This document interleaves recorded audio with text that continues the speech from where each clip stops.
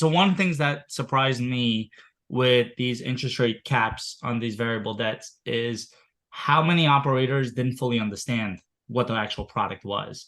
Were you surprised? Is that something that you also gauged when you had conversations with them? Because from my understanding, people were selling this, oh, don't worry, we have variable debt, but we're fine because we have a cap, not understanding that it's an insurance product and it gets used up and then you have to refill it. And then that's what's really causing the stress on the cash flow and everything like that.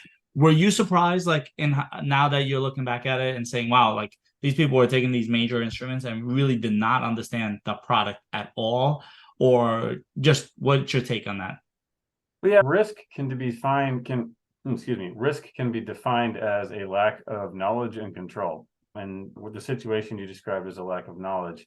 Yeah, what it is, in one sense, it's not surprising because I wouldn't say there's necessarily a real estate bubble the last 10 years, but there was a syndication and money raising bubble. We had huge, you know how you have puppy mills? We basically had syndicator mills, all based in Texas, pumping out 1,000 syndicators a month and saying, we'll sign on your deals and just go do any deal.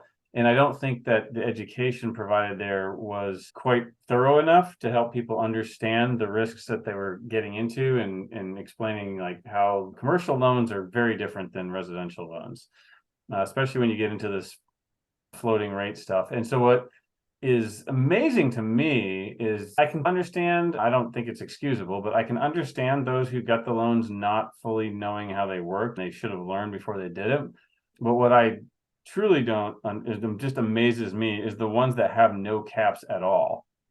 And I don't understand how someone could, number one, put themselves in that kind of risk. And then number two, how in the world a lender would have even allowed that? Because those are loans that went from 2.7% to 9%. And now the property can't even come close to paying the mortgage. And that's not good for anybody. Yeah, it definitely, the last few years raised a lot of eyebrows as to what was going on with some of these loans.